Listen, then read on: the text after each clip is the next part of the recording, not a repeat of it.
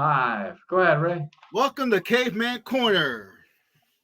Let's get going, guys. All right, we're here with Professor Josh Ketry. Professor Ketry is someone I've looked up to for a very long time. Like I said in the header, he's a black belt in business and a black belt on the mat. So, welcome to the show, Josh. Thank you for coming on.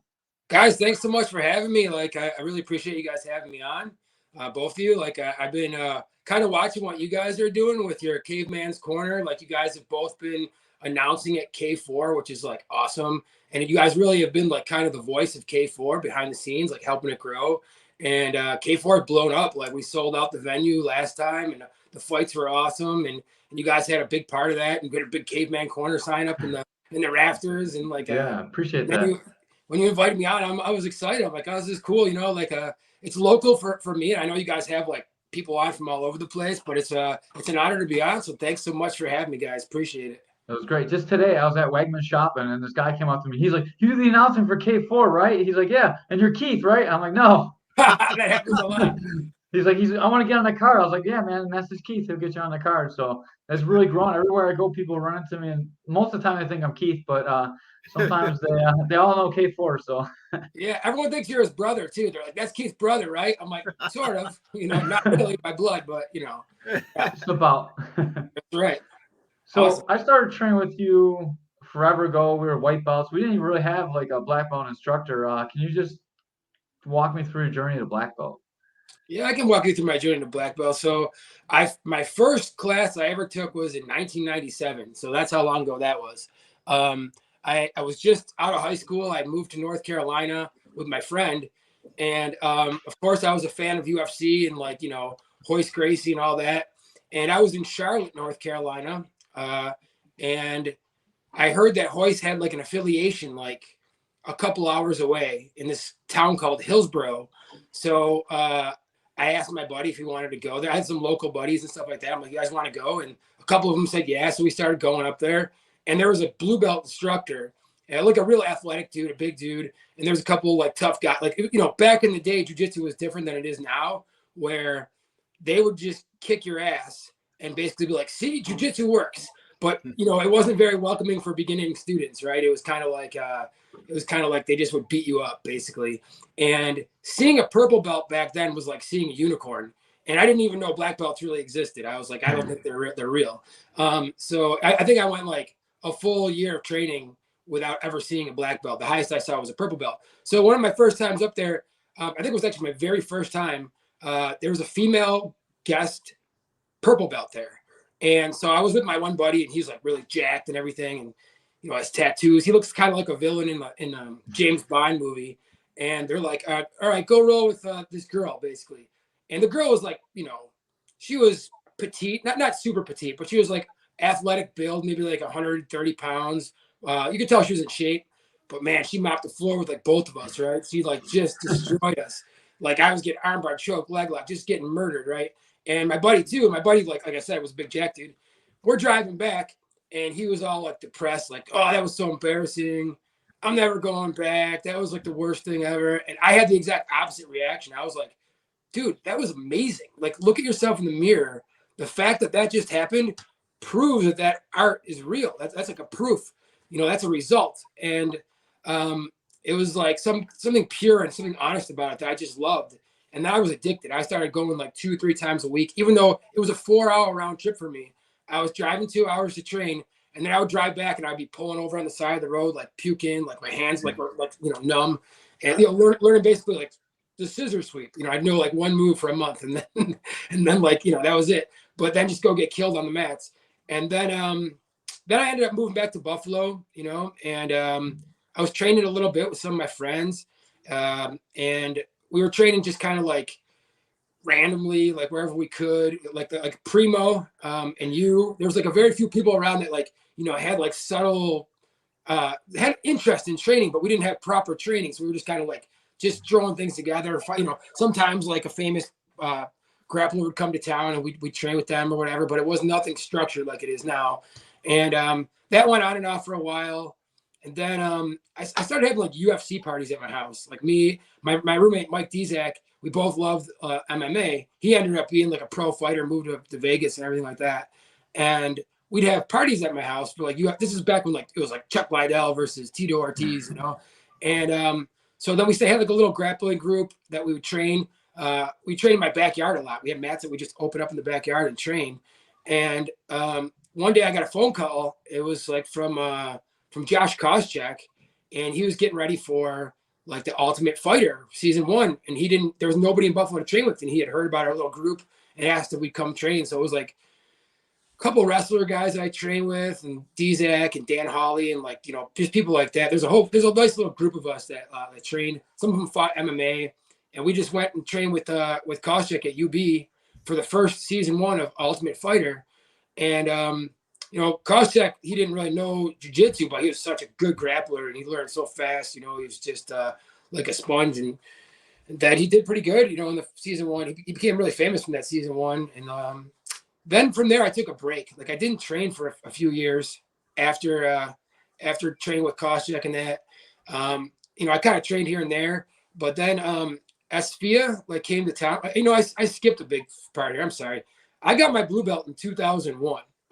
So I got my blue belt from Kyle Saunders in Rochester. So like when I moved back from North Carolina, Kyle was in Rochester. He was a purple belt at the time, and I started going there, and I trained there for like 2 years. And I got my blue belt from him, and with my friend Josh. And I was the first blue belt in Buffalo, and Josh was the second blue belt in Buffalo that I know of. And so we were going there training. Then there was a black belt that came there named Alexandre. I trained with him a little bit. And then Koscheck came, and then I took a break. So there was like a nice little pause break in there for a few years where I didn't really train that much. And then Chuck Anzalone came to town, and like he opened a school up in like Lockport, and he was like a brown belt. I was hearing about him, and I started training a little bit again here and there with some friends again. And I really wanted to get into a structured class. And so when he moved to his school to Buffalo, and I seen a bunch of people were going there, I decided to go there and sign up, and started training there. And like honestly, Chuck had he had a monopoly on jiu-jitsu. Like he had like the academy in Buffalo to start, right? And all the academies that exist in Buffalo like now are somehow, as far as I know, somehow fractures or splinters or trickle down from that academy. Like his academy was like kind of the hub, and then everyone that trained there, it ended up fracturing, but all those fractures ended up making like, West New York MMA or Jamestown or like all the other schools. And then they fractured. And so, like I kind of look back at that time, it was like, there were some special times in that, because there was like, all the people that you see in the jiu-jitsu community at one point were kind of like on the mats there. And it was the time where I ended up getting my purple belt, my brown belt, my black belt from Chuck. He was under De La Hiva at first, and then switched to Cyborg. And so that's the affiliation that we had for a long time. And you were there for a while too. Yeah, for sure. And we all trained there, and then like I'm not gonna on a podcast talk bad about anyone, but we had he had falling outs with people, it's no secret. And the school fractured, and there's other schools that started, and it might have been a bad thing at the time. Like Chuck could have had a monopoly in Buffalo if he wanted to. He could have opened 7 schools, had all black belts working at those schools, but the jiu-jitsu probably wouldn't have grown the same, because there wouldn't have been the competition between the schools, and like to be able to have competitions in the future, because everyone would be on the same team. So in a way, it was kind of a blessing that that he didn't get along so well with everyone, and it kind of fractured off, because it ended up opening a bunch of different schools. And like, eventually when I was a brown belt, I started showing jiu-jitsu to some of the employees where I work. I work at a big restaurant brewery. I wanted to get back to the employees, so I offered like a free jiu-jitsu program, and we did it in one of the banquet rooms. We had mats, we'd set them up, and we started doing like free jiu-jitsu programs in some of the schools around Buffalo. Where we use those mats for those programs to try to spread jiu-jitsu to people. And then it just came to the point where like enough people were interested, and we could have had our own location. So that's when Keith Ferrant and myself decided to open up our own school. And we opened up on Main Street, like on the tracks, downtown Buffalo. And shortly after that, Professor Larry, Larry Backless joined up. Then we had the school there for about a year, and I decided that we were going to do a tournament then. So we can get into the tournament in a little bit. I'll just finish kind of like my trajectory to black belt there. I ended up getting my black belt after I opened the school with Keith and with Larry. Larry and I got our black belts together. It was about 7 years ago, I think. So, because I know, you get each degree every 3 years, and I got my second degree last year, or actually 2 years ago. So maybe it was like 8 years ago. So that's been open. Buffalo United Martial Arts has been open for about 8 years now. So I think 8 years in August will be that. And then we end up moving down to Buffalo Riverworks, which is like, if you're not familiar with Buffalo, it's a pretty cool location downtown. There's like a Ferris wheel, and that's where we have the fights. And it's kind of like this mishmash of all things Buffalo. There's like grain silos and ice skating and just random like kayaking and zip lining and, concerts and a brewery. And we just kind of like did a mishmash of everything cool we could think of. And one of them is jiu-jitsu tournaments and MMA fights. And our academy happens to be in the little front room there. So it's pretty cool. That's kind of my story to black belt, my journey for jiu-jitsu in Buffalo. So, yeah. I appreciate it very much. And part of your journey got me into jiu-jitsu too. Like, we used to train together for a long time. I went to a tournament and you like smoked me, you passed my guard. Like, I didn't know jiu-jitsu. I was like, man, I gotta go train over at Buffalo BJJ too. I gotta get good like Josh. Oh, And like, man, it was the start of me, and I appreciate that so much. yeah. Now you're a black belt. You ascended black belt, competed again, and you beat me this time. So maybe we need a third time to go again. Yeah. But, Josh. That's some Buffalo jiu-jitsu history right there. Yeah, there's actually a lot more, but like I'm kind of delicate with the history of Buffalo because when I get into the tournament, do you guys want to talk about the tournament now? Is that cool? Yeah. Let's just jump into the tournament. That's perfect. All right, so the tournament's been going on for this will be the 8th year as well. And when I started the tournament, right, the idea for the tournament, it was very scary, right? I was very nervous because of all the fractured schools in Buffalo, there's people don't like each other, pretty, there's bad blood between people and they hold grudges and stuff like that. But I always consider myself pretty diplomatic. I try to take every person. I don't make judgments based on other people's judgments. I'll listen to them. I'll take caution. If someone's like, be careful, that person's not trustworthy, I'll be cautious. But I don't like to make judgments based on other people's judgments. I like to make judgments based on my own judgments. So up to that point, I had been pretty much cool with everyone. Like all the schools that fractured, I still talked to pretty much everyone. I didn't feel like I had a problem with anyone. And we were opening Riverworks, and it was kind of like a dream come true to me. I was part of opening Riverworks, and I was like, this is just a location to me that can showcase Buffalo in so many ways. And I felt like I was in a position, both in the jiu-jitsu community and the Buffalo community, to do something. But Riverworks wasn't built yet, but I knew it was being built. And my original vision was I really wanted to put a jiu-jitsu tournament alongside of, there was a judo tournament that happened every Memorial Day weekend. It used to happen at UB. It was like a really, really big tournament. For some reason, I forget the name of the tournament. Can-Ams. Can-Ams. And I really wanted to be alongside of it. That was like my vision. And so I was like, I'm going to do the first tournament on that weekend. We ended up doing it in like a little rinky-dink place in like West Seneca. It was really small. It was really hard, really expensive. We only had like 100 competitors in the first tournament. I lost pretty much $20,000 or more actually the first tournament. Like just took a risk. I went into debt, bought mats, rented the place. I paid everyone really well. I want to make sure that we had a good vibe so that the next year, if it grew, it would sustain itself. And what I did was I wanted to reach out to someone in a school that had other connections that reach across an olive branch and do it with someone. So at the time I reached across to Mike Katillis. And Mike Katillis was over at Western New York MMA at the time. And he was old school too. He had trained with us with Koscheck back in the day. So I known him a long time. He was a competitor and had competed a lot around the country.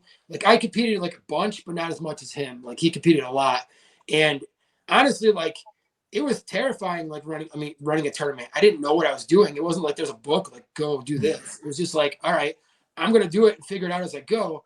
But it would be a lot helpful if I had people with me that understood a little bit about what that meant to do, right? So Catilis was interested, we talked, and like, so we worked on an arrangement where like he handled certain things, I handled certain things, and we started the Buffalo Classic, and then we did that first one, and it was like I was in tears at one point because like privately, but I was really sad because like the turnout was so much lower than I expected, and I worked really hard. I put a lot of effort into like trying to reach out to people and get people excited, and I lost my shirt on it, and like we stuck with it though. We're like, we lost it once. Let's see if we can build off of it. It was a lot of work, man. Like I was like hauling mats by myself and like setting up and breaking down. It was just so much work. And then the second year, it gained momentum, and like a lot of other people from a lot of other schools kind of recognized what we were trying to do. And like people, like I asked for help. I just put a help, like, can anyone help on the internet, like set up and break down? So it's like, it's not so much. And then like, if 3 people show up to set up, that's like 5. And if 5 people show up, that feels like 10. And if 10 people show up, that feels like 20. And if 20 people show up, you set up in like 5 minutes. It's like done. Where the first day it took me like 10 hours to do it with like a couple people, you know what I mean? And then I lost, so like I worked my butt off and like lost money. It was pretty painful. But then the next year, like, we lost a little money, but not like that much. Then the next year, like it broke even, and then it started making money. But even the first year, we wanted to use it for like a social good. We wanted like all the businesses that I'm involved in, like try my best to attach a social like benefit to them, right? Like I believe like people sometimes think capitalism is like a bad word, and it can be. Like there's like plenty of bad companies, like plenty of companies that will do bad things if you just let them, right? But I believe there are ethical companies, and they need to adhere to like 5 pillars, of business. And those 5 pillars are, first, it has to take care of itself. Like if the business doesn't take care of itself and it goes broke, it's not going to help the other 4 pillars, right? Then it needs to take care of its employees, the people that like help it. I'm like a huge believer in that. Like anytime I have a say in like taking care of people that help a business, I think it's really, really important to do that. I'm really big on like percent based, like bonuses, things like that. Like if we do good, everyone does good. If we don't do good, like then maybe everyone doesn't do as good because that's like fair, right? And then but like take care of your employees like the best you can, and to do that, like you really need transparency, like try to show everyone like kind of what's going on with the business, right? The business should take care of like the community, like however it can. So for our, for this tournament, we raise money for every single one. We charge a door fee and then donate it. Like, so like we don't really charge a door fee. Like you don't have to donate at the door if you don't want to. Like that's cool. If you can't afford it or something like that, that's fine. Like most tournaments will take the money and just say, you got to pay this at the door. But we don't do that. We ask for a donation, and then we pick a cause. And we've donated money every year from everything for like Vector Jiu-Jitsu, which cool little program down in Jackson, Mississippi, where they would do jiu-jitsu with a really low income, like school, like a high school. And the student, like the actual school itself, something had like a 40% graduation rate, really low. But of the students that were part of Vector Jiu-Jitsu, they had really close to 100% graduation rate from the students that were part of the Jiu-Jitsu program. And so they needed funding for things like, gis and mats and things like that. So the first couple of years we donated to that. And then we started doing some local charities too. We did like shelters and like just programs for foster kids, just things like that. So we tie our success to the success of some charity that we thought was a good local charity too. So you have like a business that takes care of itself, its employees, its community, its customers, right? Like that's important to take care of your customers. If you don't take care of your customers, you're not going to end up taking care of yourself. So we try to give a really good product with the Fight Family tournaments. We bring refs in, like we bring a whole ref system in from like out of the country actually. And they help us referee and try to make it unbiased and fair and high level. So we try to mimic the IBJJF rule set, not because it's my favorite rule set or anything, but because it's the pinnacle of like the world championships and the Pan Ams. And if local students want to compete in those tournaments, we wanted them to be prepared for the etiquette and the rule set of what that meant. And it's worked, man. Like we've had a bunch of local students like win Masters Worlds and get really far in the World Championships. Even some of our own students like have won the Master Worlds. So it's like really cool. And I think like having the etiquette here and understanding like the rule set really lays a ground foundation to achieve that. So that's what we try to give to the customers. And the last is, I think all businesses should take care of the environment, and that's kind of like a vague thing, but like, I mean, the Fight Family brand and the Fight Family thing, there's not really an environment damage that we do, so there's not really anything that we can take care of, you know what I mean? But if you're like a business that has something like pollution or something, you should try to, adhere to that. I know it's a hot button political issue, like talking about DEIs and in the environment, credit carbon, and all that stuff. That's not what I'm talking about. I'm talking about just like the environment is something we all share. We just shouldn't pollute. We shouldn't just pollute our environment. We should be courteous of each other. And that doesn't have to mean a lot, but if you have a business that could potentially harm that, it should be considered, right? Not some mandated top-down thing, but just a consideration of what I consider the 5 pillars of a ethical business, right? So we built Fight Family with that in mind, and the tournament series. And then it started growing. We've had the high watermark, I think, is like 470 or 460 competitors signed up. The average is probably like between 2 and 250 is like kind of standard. Like the 1 year that we had like close to 500, the Canadian government decided to ban jiu-jitsu tournaments and lump it in with MMA. So when they did that, like all of Canada was like, we're coming down, be ready. So we were, that was the fall tournament too. That was like for the open. So it was gi and no gi. It was super fun. But our average tournament is probably between 200 and 300 people. For the one coming up right now, we have over 200 signed up, which is always a good sign. And Buffalo is like notorious for procrastinating. So I imagine that we'll get, a nice little chunk of people signing up in the next 2 days here. So if you're thinking about signing up, you mind if I plug it real quick? No, I want you to 100%. That's why we're doing this. If you're thinking about signing up, you only got 2 days left to sign up. So you have till Tuesday, May. What is Tuesday? Can't see my calendar. Maybe May 25th, I think. 23rd, Tuesday, May 23rd. Yeah, today's the 21st. All right, Tuesday, 23rd. May 23rd. You have until 11:59 p.m. to sign up, and then you have until Wednesday at 11:59 p.m. to change your divisions. And the reason we do this is how the big tournaments do it. You're going to have to sign up to your division ahead of time, and then there will be a cutoff date, and then you're going to have to change your divisions by a cutoff date. And then, like, if you're not familiar with IBJJF rules, you're going to have to make weight with a gi on. So you have to wear your uniform to make weight. So I always recommend, like, don't cut more weight than you need to, right? Like, so last year I competed for the first time in a long time, and I was able to make featherweight, or maybe like, I don't even remember, 148 was what I weighed with the gi on, like the day of. And but I was walking around at that at the time. Like, now I'm a little heavy. I'm a lot heavier now, actually. I added dairy back in. I have a special diet. I added dairy back in my diet, and so I was able to put on like 10 to 15 pounds. So I fluctuate a lot heavier now. I feel a lot better. I felt good then too, but I felt just light. Like, you know what I mean? Like, I would get passing was my thing, and I would try to pass, and I'd feel like I was getting thrown around, and I was like, oh, I'm not used to this little peanut butter. So yeah, that was just like, I wouldn't recommend like sucking too much weight, because you don't get to weigh in way before your tournament. You weigh in right before your match. So if you're not rehydrated, you're gonna feel that, right? Yeah, you get like an hour to rehydrate, and it was awesome because we just went up a weight class. I walk around like 155-ish. I usually cut down, and then you're like, I'm just gonna go up anyway. So like, it worked out really good. Yeah, it was cool. I'm waiting for this end of this podcast. We're gonna sign up today, and then it'll be me and Cameron at Division 2. So another Nice. battle of the old guys. Yeah, nice. 2 good training partners. I like that. He's got a tricky spider guard. So Yeah. I'm giving away your secrets, Cam. I remember. So remember the spider guard, circle the hands, back out. Like, he's tricky. He's got a good guard. I'm gonna try and see if I can get a $50 bet with him. Like, we'll donate to each other's charity. I'll have him donate to Feed More, and I'll donate to his ministry, and then I think it'd be a cool thing. Hopefully, I can get that done before the tournament. Nice, dude. That's cool. That's always add a little spice to something that you're doing, right? That's awesome. That's really cool. Yeah, it still goes a good cause. Michael T. Schultz is looking to bring back the no-gi. Oh, for the tournament? Yeah.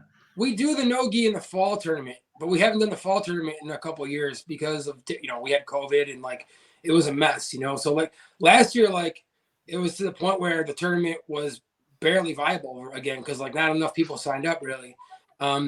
there's like a break-even point, and it was kind of close. This year, I think we're going to be okay, but last year was like that, and so to do the fall tournament, I didn't want to like lose money like twice. You know what I mean? So we're kind of waiting for it to see if it can gain legs again, which I think it will. We have so many good schools in the area. It's just like we need the professors to if they want to like push competition. And I know like some schools had fallings out or whatever, but this is like, it's nothing personal here. It's just a tournament, right? And so it's good for the students. And like I always tell them, like, listen, if you're listening to this, any of the professors in Buffalo, if you're listening, if you have students that can't afford to do the tournament, like reach out to us. There's all different kinds of ways. First of all, we donate a bunch of entry fees every year to people that can't afford it.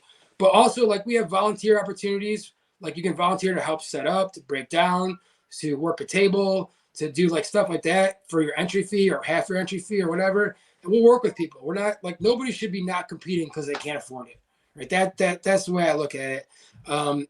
We've all been in circumstances like that, and like, yeah, we'll if every professor out there can have a couple scholarships to give to their students that they think should be competing and learning this stuff. And then eventually we'd love to, I know Catilis and I have talked about this, love to have a way where you win your way into bigger tournaments, kind of like poker, you win your way into the World Series of Poker. Like there's, like, or they do that for the Ontario Open.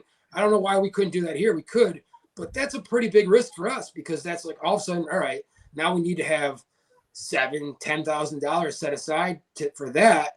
And if we lose money, then we have to lose that too, because like we're going to be impeccable with our word no matter what. If we run a tournament, we're going to pay for whatever we said we're going to pay for. But it's not really fair to fall back on us if the tournament can't support itself. So if the tournament gains traction again, we are going to, we've already talked about upping the prizes and having things that are like really, really valuable. But that's up to the community. Like that's not really up to us, So I just wanted to you gave me one of those donation entries before. I wanted to finish the story. I let one of my older gentlemen, Butch, Butch, Ray. I know I Butch gave too. him. Yeah. So like he was the one that got the free entry back then. He was having a hard time. He could only pay for his kid to entry, and he wanted to do it so bad. But he put the money down for his kid to entry, and I was like, man, I can get you in. So he did it. He went against Ramon. He won his first match. He lost his second match, but I encouraged him to go on, and then he fought, and that was like his big goal was to be able to fight. And I think you had a big part of that, and I want to thank you for that too. Wait, Butch is like an older guy, right? A little bit. Yeah, the older Butch guy. He was like a brown belt in judo. No, not Grandpa Butch, not the old Butch, not the one that used to give us all the videos in the old day. Yeah. One of my student Butch. He's actually not doing too good. He's I'll talk to you about it off air, but he's in ill health right now. Oh no. Yeah, I still talk to him all the time. Well, yeah. If you want to talk about health, like I had some ill health problems too. I had some rough times with my health. And Butch, if you're listening, I can empathize with that. Like, keep fighting, dude. Like that's don't give up, man. Keep moving forward until you're stopped. And like I believe that our bodies are resilient, and like there's ways to find ways around things that I didn't even realize existed. Like 2 years ago, if you told me what happened to me would have happened to me, I would have thought that you were like just telling a story. Like I would have made fun of you probably. But do you want me to go into that? Do you want to branch off into some health stuff? Let's just close up the tournament real quick, and then we'll jump right into that. All right. So we'll add a link into where to sign up at the end of this, or somehow we'll figure it out, and I'll tag it and all the stuff after that. It's I'll just say it one time. It's Submission Circuit. So that's one way. Or you can go to fightfamily.com and find like a link to Submission Circuit. So Fight Family kind of like sponsors the tournament and runs the tournament, but it's submissioncircuit.com is where you can sign up. So. All right. So if you're watching and waiting to sign up, like Jared right here, he said procrastinating right now. Sign up right now. Do it right now. Yeah. Make sure that Josh can put the fall tournament on so we can do no-gi, and me and Michael T. Schultz can have a super fight. Yeah, I like this idea a lot. Very cool. Yeah, we'll put $100 on this one for whatever charity that we each like. That's awesome. I love that. He's down for it too. Like I had him in. We did. I had him come in do a seminar, and then we're like cross training, and all kinds of stuff. So like I love Mike, and I'm glad Yeah, he's doing well over at Spar there. Schultz is in. nice, nice. That's a cool thing about our community is like we train with everyone. We can compete against them and then like hug it out. Like when I made like a clip, a video clip of our tournament the one year. We had a drone and stuff, and I shot the video. And I was just home like going through the clips. And what really stood out to me, and I didn't realize this, was like after every single match, everyone stops. They get your hand raised, and then they turn and hug each other. Everyone, didn't matter who it was. And I made a little clip of all the people hugging like at the end because I just thought it was so cool. I never realized it was like that prevalent where like, no one ever told you to hug after a match, but like every single person did it, and I'm like, that's jujitsu. Like we push each other to make the art better, to make the art more honest and more pure, and like to me, that's what jujitsu is. Like people ask me like, what's your favorite part about jujitsu? Or like someone will come in and be like, what has jujitsu done for your life? Right. Like to me, the number one thing for me is that like, it forced me to be honest with myself. Like I couldn't lie anymore. And this is like everyone, or I don't know why I say everyone, but like almost everyone I knew growing up was a liar at some point, right? Would lie about things and lie about their status, kind of lie about like who they were. Not like big lies, but just like they thought they were bigger than they were and different than they were, and they wouldn't really test themselves in the right way. And in jiu-jitsu, when it's one-on-one and you're out there, there's no lying. You can't lie. And it really helps if you are brutally honest with yourself. I'm like, all right, I suck in this position. I'm going to work on this position. And that's such a valuable lesson. And once I learned that lesson, like from jujitsu, it translated into what is commonly known now as the growth mindset. Like the idea that like you can grow, like none of your traits are fixed. Your intelligence is not a fixed trait. Your strength is not a fixed trait. Your speed is not a fixed trait. But most importantly, your skills, they're not fixed traits. And almost everything is a skill. You can learn almost anything. And jujitsu like translated to so like once I learned that from jujitsu, I like put it into every aspect of my life. I put it into my relationships. I was like, I'm going to work on my relationships honestly. Now, like when I have a problem with like my wife or my family or my dad, like I just talk directly. Say like, this is the problem we're having. Let's fix this problem, because it's so much easier than like hiding your problem or playing games or what. No, let's just shoot straight and like let's not puff up. Let's not shrink. Let's just talk about the problem, and then we can grow from it, right? And if you do that in jiu-jitsu, that's how all jiu-jitsu was created. Like, I'm stuck in this position. Does this work? No. Does this work? No. Does this work? Oh, sort of. Well, what if I change the angle? Oh, a little better. And then like that's how jiu-jitsu is made, by being honest and talking and sharing information with people, right? So that is like to me is the most important thing that I learned from jiu-jitsu. That and like and then we see like after a match, no one's mad or really upset. I mean, sometimes you see little kids get upset, or people, people that don't throw their emotions, but most people are like, man, I respect you for being a warrior with me in the arena here, and like furthering the art and furthering my progress and my growth. Let's hug. And so when I seen all those people hugging, I was like, this is so cool. This is like I didn't realize that was a thing till the drone footage showed me like over and over again. And I was like, wow, this is like, it made me smile. Every time I watch it, I smile. I'm like, this is awesome, So that's really the main core thing that I learned from jiu-jitsu is how to be honest with myself and how to learn growth mindset. And it taught me growth mindset without knowing what growth mindset was. And then when I eventually learned what growth mindset was, like from I read a bunch of books on it and stuff like that, then I became a student of growth mindset. Like I've read so much about it. Like, a big fan of like Josh Waitzkin. He's like a professional chess player, and he writes about it in his book. I ended up training jiu-jitsu with Josh Waitzkin and like, talking about growth mindset afterwards, which was really cool. But then when like Coach McDermott came to the Buffalo Bills and started talking about trust the process, that's growth mindset talk. I'm like, he's a growth mindset guy. I got so excited. I told everyone, like, we're going to make the playoffs. I'm like, you watch, we're going to grow. And they did. They grew. Now there's one more big growth to take, right? That's win the Super Bowl, or at least get to the Super Bowl. But he's at least proven the growth mindset again at a high level, showing that you can take a team that hasn't made the playoffs in 20 years and become a perennial playoff team by keeping the mindset of always looking and being honest and growing. And they're always changing. You watch I love watching like the coaching side of the Bills because of the growth mindset. But that I all learned that from jiu-jitsu, right? So just thought I'd share that. I like that a lot. And Yeah. that kind of leads into my next question is like all of a sudden, like once you started getting your black belt and you really got Buma going, you started to really be outspoken. You became more of an ambassador for jiu-jitsu, which I love to see as a jiu-jitsu practitioner. And then I watched, it was more than just jiu-jitsu. You became like an ambassador for like the growth mindset and life itself. And I watch you post about things and take more of interest in local government and all kinds of stuff. And this is when I really started to like this is someone I want to associate with. This is someone I want to unite with. You know, like I want to try and model my gym after your gym. I want integrity to be like boom, man. We've got together. We've done a kids training session, and Yeah. like our teams train with each other, and I think it's really awesome. Yeah, I think you're doing an awesome job there, man. Like, first of all, thank you. Like, those of you that don't know, over Christmas during the storm, we had one of our pipes burst at our academy, and the National Guard was downtown. There was like 7 feet of snow or something, so the National Guard wouldn't even let us get down there. I could just see on the cameras outside the jiu-jitsu school 7 feet of snow just melting away, and I was like, something's going on. There's like water at the school, like, and our entire school was flooded. All of our mats were ruined. And it was a mess. It took us like weeks to clean it up. And first of all, thank you to everyone that helped us clean it up.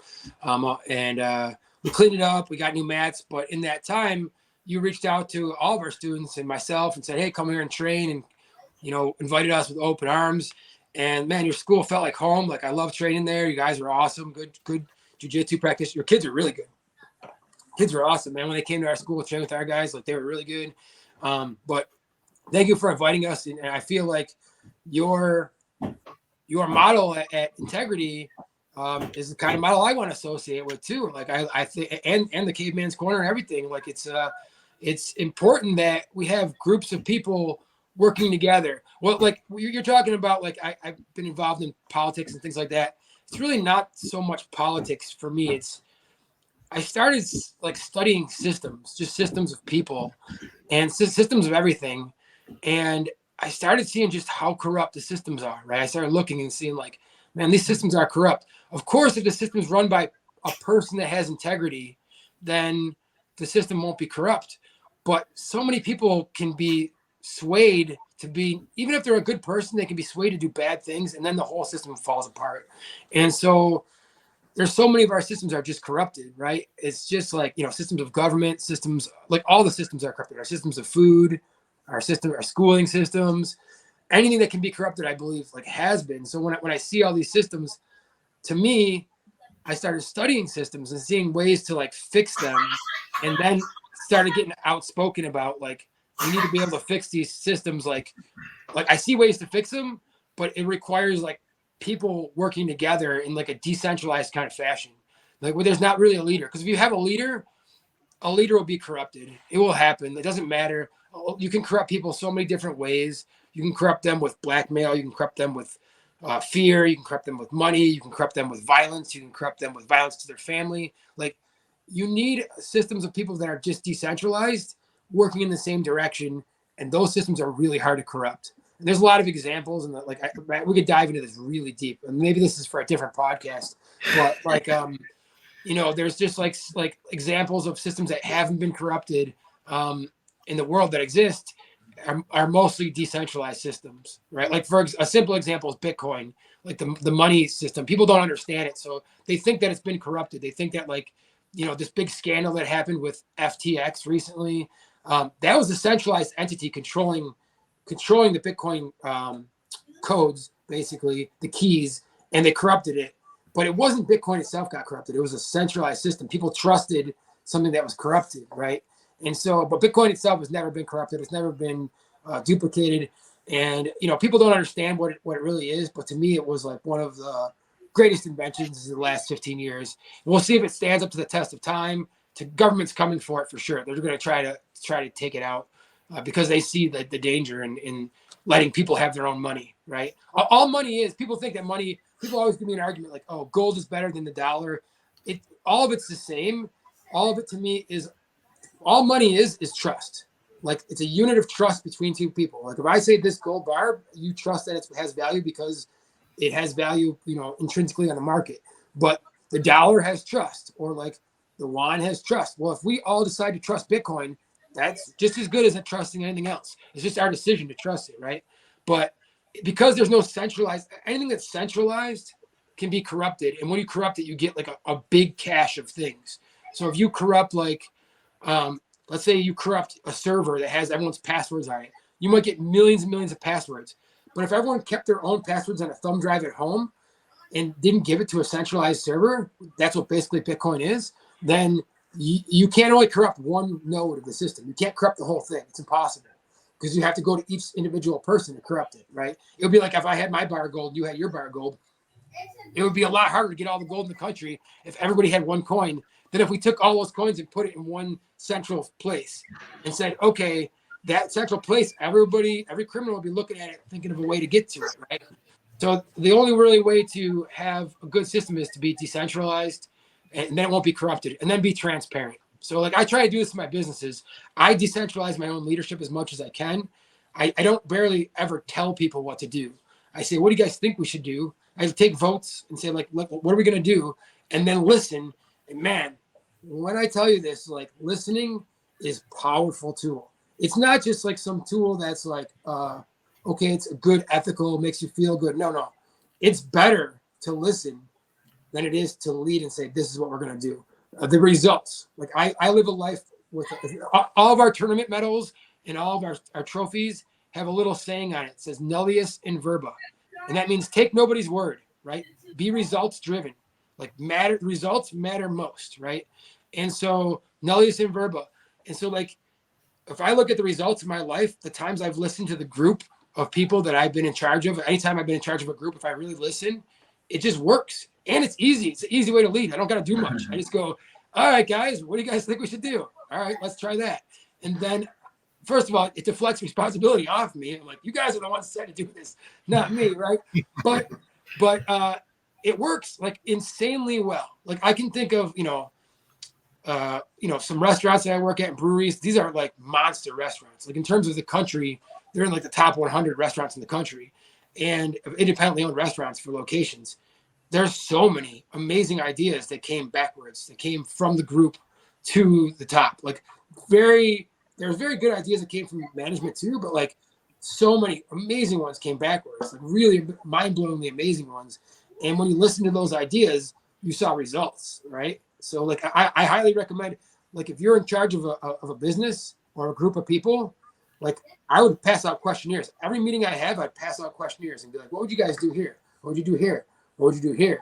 And right now I'm considering joining a company where we work on AI. It's like artificial intelligence, where it gets group consensus in using AI in real time from people. So it's not AI like using like a computer model. It's AI using individual people that plug in, and we come up with we push and pull on ideas until we get one idea out of the group, and it's scalable, like with like a hive mindset basically. So you have like little groups of 15, and then those groups of 15 plug into a big group, and so you could come up with like consensus ideas for massive groups, and then plug into government and fix government, then plug into businesses and fix businesses. But we need the tool first, so that's kind of a side project I'm considering right now, really diving into pretty hard. So that's for a different topic too. But these are all systems related problems, right? And yeah, so that's like the topic. Like we could get into this really deep. I write a Substack. I'm gonna plug myself really quick. It's called The Rationalist Society of Problem Solvers. I have a bunch of guest writers and myself, and we try to solve systematic problems from society, from our food systems to our government systems to systems of money to systems of anything, really. It can be all different kinds of systems and problems. Any problem that we can come up with to try to solve, we'll like write about it and talk about it. And like our culture, like right now we have a lot of cultural problems in America where we're split. People are being pushed apart. And then when you go out in the real world and talk to people, everyone's pretty cool. Like I can get along with almost everyone. So I'm like, this divide is like, it's fake. It's a fake divide, but there's a few hot button topics. However, like when you talk to people like on those really hot button topics, you can come to a rational consensus. And I always think if we had like an artificial intelligence to bring us all together, that we trusted the system, it was a transparent system. We said, all right, this is my vote. This is what I'm voting for in the system. We could push and pull on ideas and come up with really good solutions to our problems, right? We could come up with solutions to even the worst, most hot button problems that exist, like gun control, abortion, like these really push and pull ideas. We can say, listen, let's come up with a solution and shelf it. We don't need to fight over it for the next 50 years, for the next 100 years.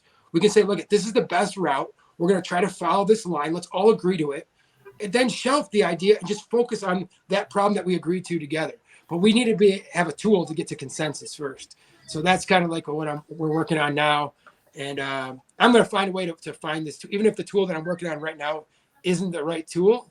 I'm going to keep looking for that tool. You know, I think that's what needs to be found right now to fix that. So that's what you're talking about with, government, and what I write about all the time in my Substacks is just bringing people together to solve problems. And it started with the jiu-jitsu community, because jiu-jitsu community is problem solvers. We're a group of problem solvers. We have problems and we talk about solutions to those problems. They're grappling problems, but it's like chess. We have it's a system. It's a system that looks so crazy and complex to the naked eye. And then you dive into it and you can break it down into little pieces, and then we can understand the system, right?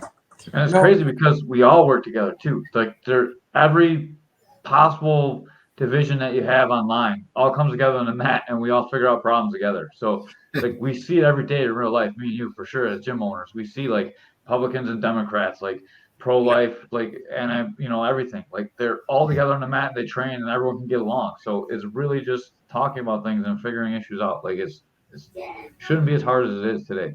It's simple if we make a code of honor and live by that code. And that code of honor needs to be results. We need to say, listen, what result do we want to see? Like, you can argue about guns all you want, right? But we still want the results of less school shootings, right? We still want the results of a safe society that can't be taken over by tyrannical government. So where's the rationality there? How do we get to that point? Is there a way? I can think of like a lot of ways to get there that doesn't involve just taking all the guns away from everyone, or just letting anyone go buy a gun and just shoot everyone. There's a rational way that we can talk about.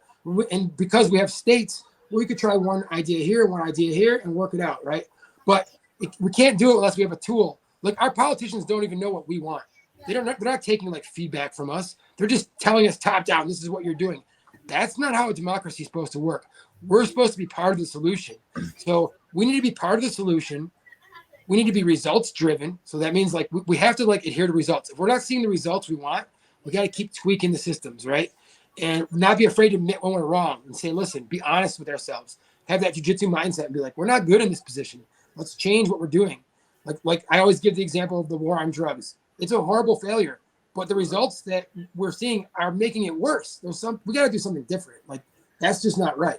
But the war on drugs exists because of the corruption. It's like, we know that they're not really trying to reduce addiction. They're not really trying to reduce overdoses. They're using it as a tool to do a whole bunch of other stuff that has nothing to do with us. So we need to take like responsibility and take control back. We can absolutely do that. But we need to get together. They don't want us to get together. They want us divided. We need to say, fuck that. We're not, sorry. I don't know if you can swear on your podcast. But that's what we need to say. Whatever you want. It's an emotional response, right? It's an emotional response because we're being attacked, and we're being taken advantage of. And what they fear most is the tyranny of the masses. And we need to tyranny the masses and put a big spotlight back on government. All this surveillance stuff they want to put on us, like surveilling our phones and like digital currencies where it's centralized, which is like the opposite of Bitcoin. We hear about central bank digital currencies. These are scary things if you understand what they are.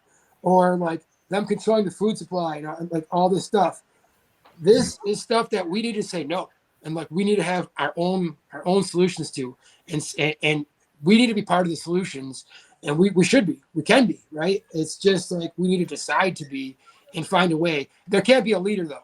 Every time there's a leader that rises up, look what happens to John F. Kennedy Jr. or Martin Luther King. They're going to take you out. Or they're going to corrupt you some other way with Epstein or what, you know what I mean? There's no way to do it. We need to create a new system that makes the old one obsolete and just plug that system in. That's like a system that can't crack. You know what I mean? Like just do it locally somewhere. Start in Buffalo, take over local Buffalo government, decentralize the leadership here, and just prove how it works. And I'm so confident it will work. Like I know that decentralized leadership will work. Imagine if I was running for office and I said to you, I'll vote for you. What? I'll vote for you. Oh, thank you, thank you. But like, I don't want to run for office, but we need someone like brave. Like, I'm too easy to pick apart. They'll be like, oh, you did drugs when you're back in the day. You did it. They'll find like, I got in trouble with LSD. They'll just pick me apart, right? I mean, They and pick me apart too. you're right, exactly. So it'll be too easy. Oh, Yeah. you laughed at a racist joke when you're 18. I'm like, yeah, but I don't even know my own race. So like, but who cares? I'm adopted, so I don't know. But they'll find something that like, and just try to like cancel me. And we need someone who's like pure and like can just run and who's like a true who cares about the country and can be really transparent with themselves. To just imagine if I was running and I had like I was easy to run and I just ran into office and said this. I'm not going to run my office at all anymore. You guys are going to run it for me. Every meeting I have, I'm putting online. Every decision I make, I'm putting on this voting system. Every vote that I vote on a bill, I want to hear your feedback on it first. I want to see exactly what you guys think about it. I want the bill posted online so everyone can read it and give me feedback. And I'm going to break the bill down, and I'm only going to represent you, truly represent you, what you guys say. Granted, I still have the power to override you, I guess would be a thing, but I probably wouldn't if it was me running. Maybe if I really saw a problem and it was like a close decision, and I don't know how I'd reason with this yet, but I think that doing something like this, decentralizing your own leadership, is the future of governance. We can self-govern. We don't need government telling us what to do anymore. We can self-govern, and everyone's worried about direct democracy, tyranny of the masses.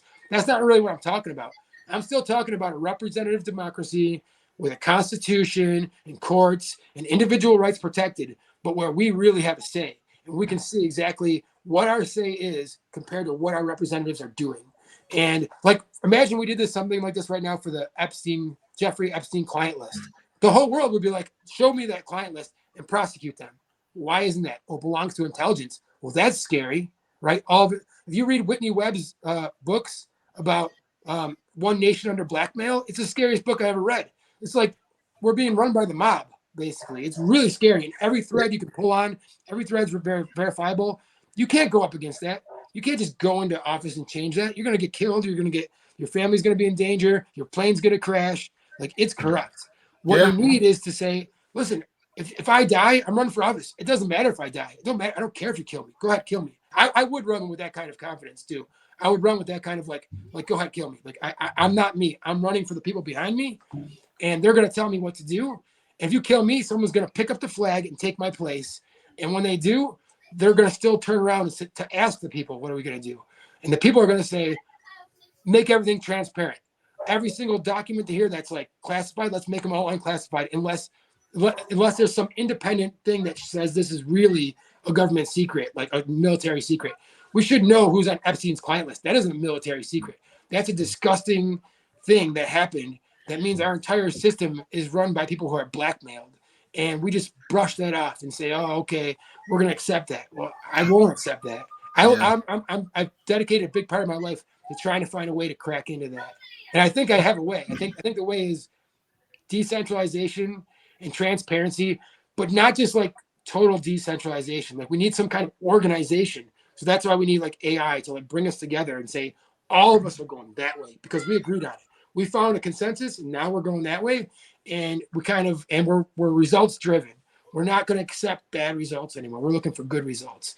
So like, do you want me to segue into diet right here? Because I can segue into diet. Or are we going too long here? No, we're waiting for Ray to ask you about your diet.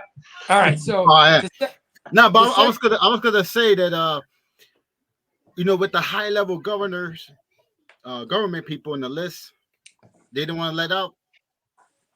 You know what I mean? Like this country is so programmed for Republicans and Democrats, and all these politicians come up, and then like the people is like, oh, I'm just voting for him. He's a Democrat. They don't care about the issues.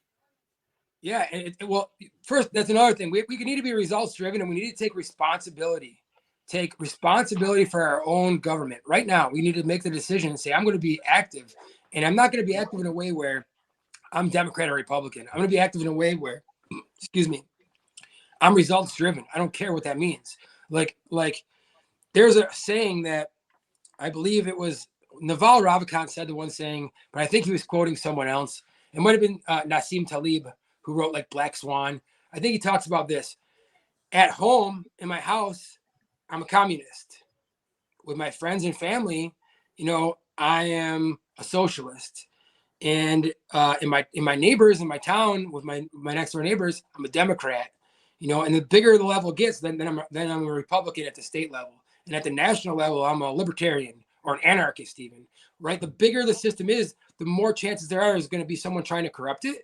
So you can't just be like, if you're a national level like anarchist or communist at a national level, well, go ahead, open your windows and doors and just let people walk in your house. Don't ever lock your door. Leave your door open.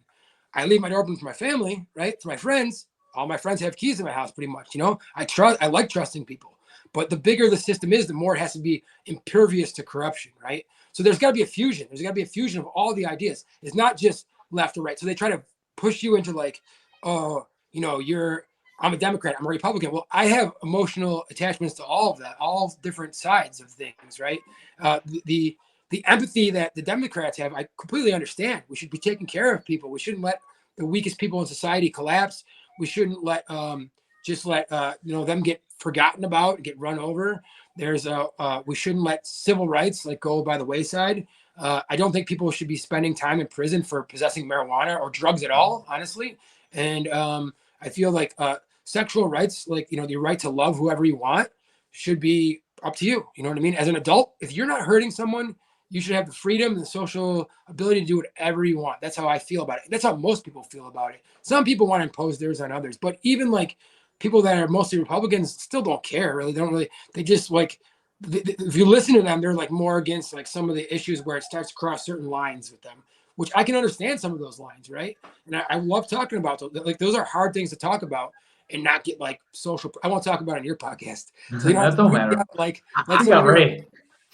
Some of your former guests apparently had to mute out some of their things, and that won't be. I won't dive too deep into these ideas, but I'm happy to talk about any topics, right? Any topics you want to talk about, because I feel like that's what we need to do. The hard topics are the ones we need to talk about the most, and have a rational conversation, a results-driven conversation, and not just talk about oh, my emotions are this or my intentions are this. No. What are the results from your policies? What are the policies? Oh, my emotions are drugs are bad. Okay, but locking people in cages for 10 years because they went on a poor person's vacation is wrong. It's worse, right? That's immoral. They didn't hurt anyone else besides themselves, and then you're going to hurt them more. That is not the right answer, right? And then what does it do? It creates gangs that kill each other. This is not the right answer, right? You want to end gun violence.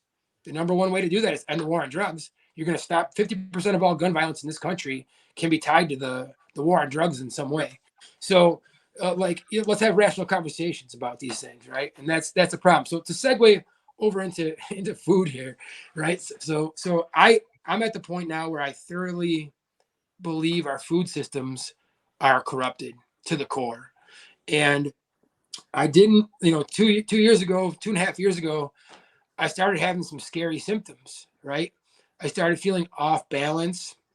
I started having problems with my vision where my eyes would kind of just move on their own. And I'd be reading and I'd jump around. I started having really intense brain fog where I would feel like I couldn't think. I'd be talking on the phone to someone, Jeff, and I'd be like, I wouldn't know who I was talking to. If even if I was right now with you guys, I'd be like Raymond and Jeff, who are I would not remember who you guys were. It would be it was insane. I was having I thought I was going crazy. And then I would have really intense bouts of fatigue where I'd feel really, really, really tired, but in the most intense way. It would just come on. I'd be walking, and then I'd feel like I need to take a nap while I was walking. I'd be like, whoa, and then I would feel hot and cold tingles and these shocks going up and down my arms and stuff. And MS runs in my family. Like I said earlier, I'm adopted, so I don't know my blood in my family, but I know people close to me that have MS. So their symptoms were that. These are classic symptoms of MS. So I made an appointment to see my doctor, and I go in, and the first day he's like, "It sounds like you've been poisoned." I'm like, "Well, this is like the very beginning of the pandemic," and I'm like, "Well, I don't think I've been poisoned. Maybe I have. I don't know." But my symptoms are getting worse, and so he's like, "Well," I was like, I brought up the idea of MS to him. He's like, oh yeah, this sounds like classic MS symptoms. So then we made appointments to see like neurology, like specialists, and I go to see them and they said the same thing. They said like, this sounds like classic MS. They did a bunch of tests and I had like a lot of the symptoms, a lot of the balance issues. And I was off balance all the time. Like I couldn't walk. I tried to walk upstairs and I'd like walk into the wall and walk back into the wall. It was really weird. And I couldn't keep my balance. I stopped training jiu-jitsu. I wasn't driving my car.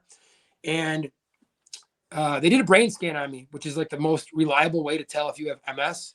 And it came back negative. So they're looking for lesions on my brain. And it came back negative. So I had no lesions. But all of my neurological problems seem to be radiating off my spine, right? And like the middle of my spine. And MS a lot of times can be on your spine. And it's a very hard disease to completely like diagnose, to say like you got MS 100%. Sometimes it takes years before the doctors are like, oh yeah. So one really good way to do it is to get a spinal tap. And like, I don't know if you've ever seen that, but it's like, it's a scary needle that goes in your spine. Mm-hmm. So I was nervous about that. I was contemplating it, but I wanted to know. But after the beginning of the pandemic, all doctor things were pushed back like months and months and months. I really feel like for people during that pandemic that didn't get to go see their doctor for things that could have been cured and they ended up dying, is really sad to me. And like the fact that COVID, in my opinion, like there was better solutions that we could have not left those people behind. And I think about that a lot. Like I was lucky that I was able to combat my symptoms. But anyways, I'm the kind of person that like my dad always is, he's, I look up to my dad a lot. He's a really good businessman and smart guy, self-made millionaire. Like he was poor. His parents came off the boat, like the American dream. He grew up on the east side of Buffalo, did the American dream, like, saved up his pennies, worked at Bethlehem Steel, like worked his way up, started buying businesses. We got, we started working together when I was in my young 20s, and he's taught me so much. And he always says, like, do something even if it's wrong, especially if you got a problem. Keep doing something and see if it works, and keep changing. And don't just do nothing. Don't hope that like the outside's going to come save you. No, you be part of the solution, right? So he's always kind of instilled that in me. And so when I started having symptoms, I started like immediately going online, going down rabbit holes and reading about like my symptoms. And I came across someone on the internet who I actually interacted with a little bit before. His name was George. And he was I kind of consider him a friend. We were friendly enough where we had conversations. And he had MS like really bad, like in bedridden, like wet in the bed kind of thing. Like couldn't control his bladder, like miserable. I'm like, I forgot the name of the drug, but it was like chemotherapy, right? And his life was miserable. Like he was a miserable mess. And he started doing a diet that fixed his MS. And the diet was carnivore diet, like a strict carnivore diet where he basically only ate meat. And within a few weeks, he was feeling like 80% better. Then within the first year, he was off all of his meds, had control of his bladder again, was able to walk and run. And then like after the 2-year mark of his being on carnivore diet, he went and got a brain scan, and his brain was like Swiss cheese. So with his scan, it was obvious MS with like lesions all over his brain. His brain remyelinated, which means his brain healed itself. And his doctors had never one time seen that before. So like doctors don't, doctors today, they get you on meds and they keep you on meds. To me, a good doctor should be someone that gets you off meds, right? And he got off all of his meds. So hearing this, I was like, well, I'm going to do something, in the saying of my dad, I'm like, I'm going to do something, even if it's wrong. And that seems like at least a glimmer of hope, even though it sounds fucking crazy. I'm going to eat this meat. But I started doing it. I mean, I could dive into all the specifics. And if you're out there and you're sick and you have MS is an autoimmune disease. So MS is autoimmune, where your body's attacking itself. And there's a host of these problems. Like I think there's 30 or 40 autoimmune disorders. If you have one and you're watching this right now and you're suffering like I was suffering, try it. Just try it. Just do it. Okay. Because all my symptoms went away. Like within weeks, I started feeling better. And there's going to be intricacies of this diet. So I don't know if I want to like get into all that detail right now. You can read about it in my Substack, like how to do the diet, how certain foods like eggs that have been fed soy can like affect you poorly, things like that.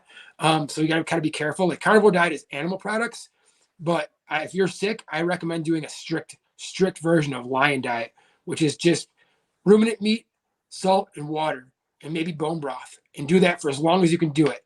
Like at least do 6 weeks, but try doing like 6 months, and then see how you feel after 6 months.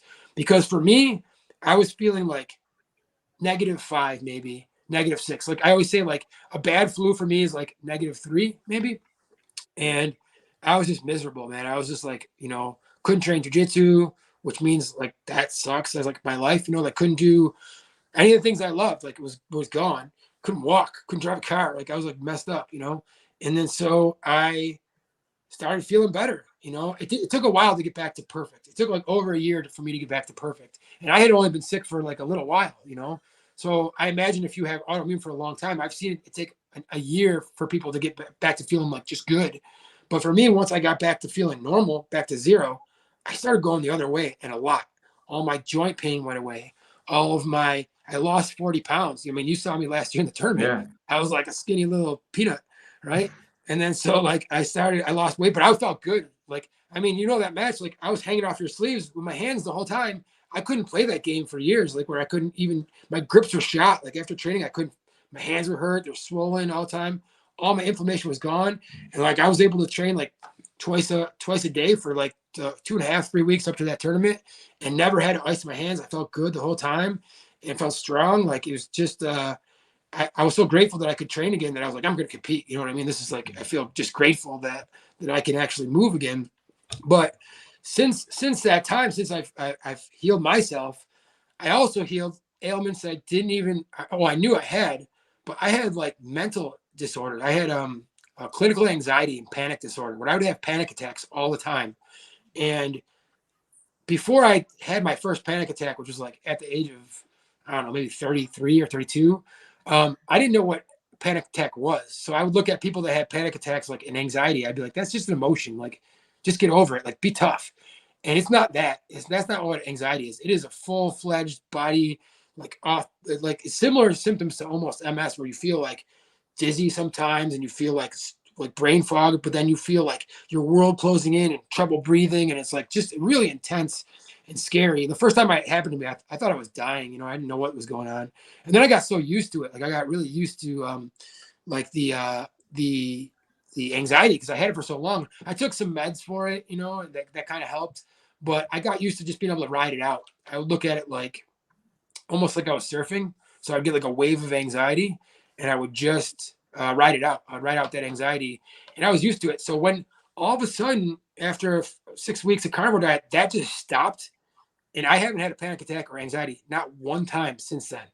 I was baffled, man. I had like a decade almost of panic attacks just all of a sudden stop. I'm like, how is that possible, right? So then I started getting into the carnivore community, right? So there's like an online community with 100,000 people in some of the groups, and just people everywhere, like some famous people too. And I just started meeting people that were curing everything, like curing almost every autoimmune disease you know of. They were claiming to cure. But then it went beyond that, like all these mental disorders, like clinical depression, clinical anxiety, bipolar disorder. And I was like, this isn't right. Like I didn't believe it. But I certainly believe that it cured MS, because I saw my friends' brain scans, and I seen what happened with me, right? And even though like I was never officially like diagnosed, like I bet every dollar I have, that's what I had, right? Like I really would bet that. I'd go get a whatever. I don't know how do you prove it right now. But either way, I had some kind of neurological disorder where I couldn't walk, and that went away. So kudos to that. But then my anxiety all went away, and then I stopped snoring. I stopped having like sleep apnea. I started just feeling like so much better. Never feel tired or during the day. I feel like all my symptoms went away, man. It's like I was baffled, right? So of course, like to me, results matter most. So, and what I really hate, guys, like I really hate seeing people suffer. Like I don't like seeing people suffer. So I started looking around my life, people that I knew had autoimmune diseases, and I tried not to be too like religiously zealot about it and say like you got to eat, because it sounds so weird, like eat meat, you're gonna feel good, But like I just shared my experience, and I said that maybe this is an option for you, maybe like if you want to go down this path and try it. First of all, I'm endlessly curious person. I love learning. I'm addicted to learning, right? I want to like I learn all day long. I just love learning, right? So if this is actually a thing, not only is like I can help people stop suffering, but I also can stick it to the people that are running these systems. The people that are running the systems and corrupting the systems, it's a way to stick it back to them if they really are corrupting it this way. So I looked at it like that. And I don't trust the medical systems at all, like, I mean, especially after the pandemic and everything that's happened. So I started thinking like, okay, maybe this is a way to open a bunch of people's eyes and a bunch of different things. So just like fit with all these core principles in my life. So I just started really talking about it openly. And then, I mean, this has been over 2 years now. Since that time, I personally know well over 100 people that have done the carnivore diet, and a huge chunk of them have done it for autoimmune disorders or mental disorders.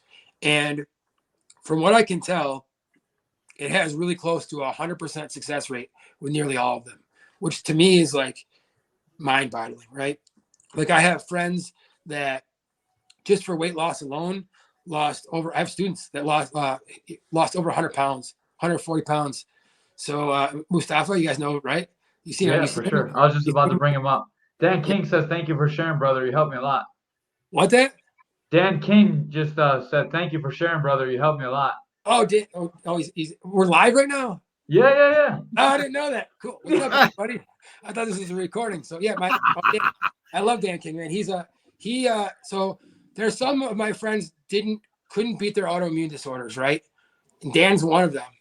But he had type 1 diabetes. So I know people with type 2 diabetes who have beat off all their meds. And there's like a Harvard study that it's like it's a study where they kind of survey people. So it's not like the gold standard of study. You can pick the study apart if you want to.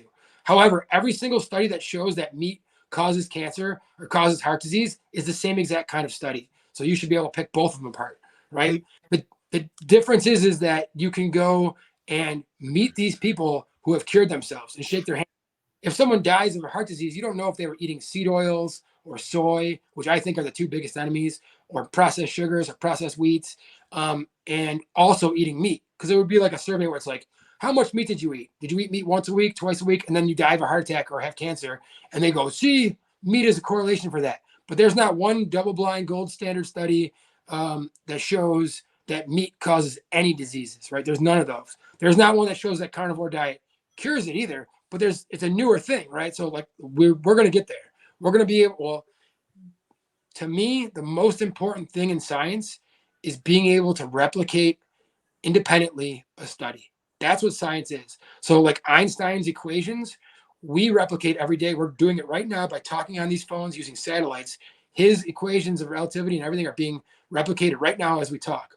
Or Maxwell's equations of electricity are being replicated right now as we talk. We have all of our electronics on right now, and that electricity is powering it.